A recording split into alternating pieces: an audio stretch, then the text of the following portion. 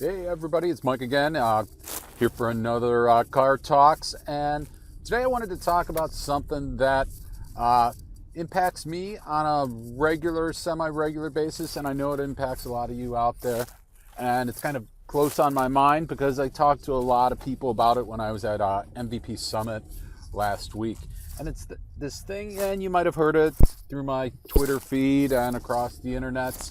It's this thing called Imposter Syndrome.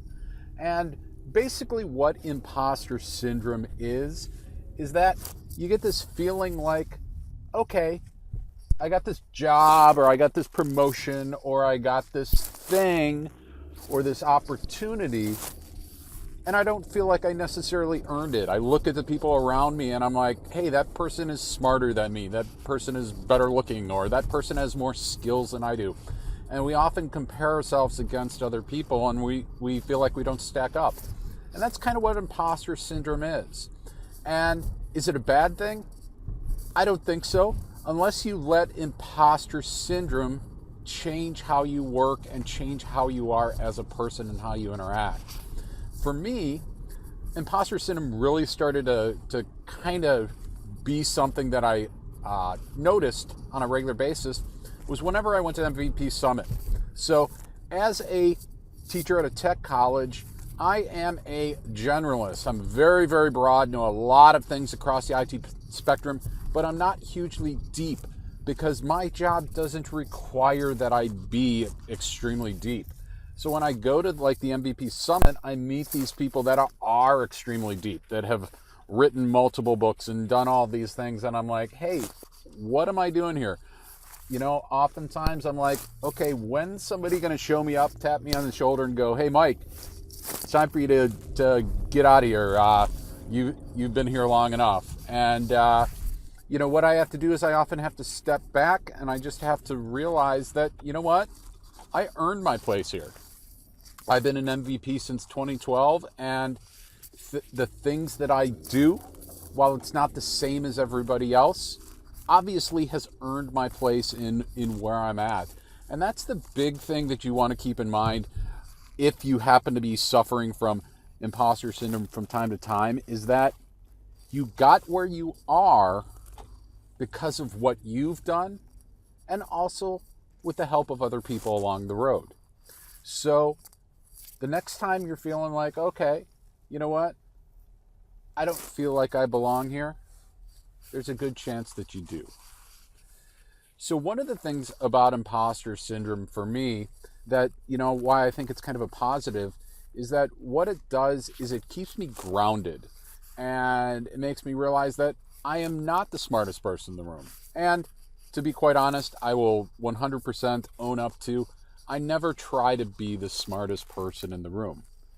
It also drives me because it shows me that there are other people out there doing some really, really cool things that I'm not doing, and maybe I want to do that cool thing. So it gives me a driver to keep putting myself out there, to keep doing the things that I do, keep trying to improve myself and move further.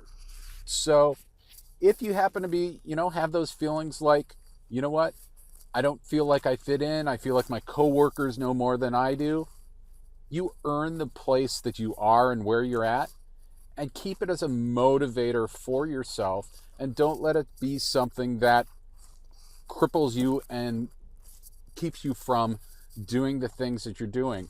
Because to be quite honest, if you knew everything about the job you were in, you wouldn't be in that job, because most employers don't want somebody that's a complete expert, because if they are, they're comfortable in that position. And when people get comfortable, then that's when people are looking out the window. So that brings up kind of an interesting story. When I was at MVP Summit, one of my friends introduced me to one of their co-workers, and I was talking with this person, and imposter syndrome came up, and we were talking about joking around how we both suffer from it, and how we both are kind of wondering when somebody's gonna see the other shoe drop. And this person was relaying a story that a younger member of her team really, really suffered from imposter syndrome and had a really difficult time because they were constantly feeling like they didn't know enough, they didn't know what was needed and all of these things. And this person talked to them and basically told them, look, we don't expect you know all of those things. We hired you for the person that you're at and what you bring to the table.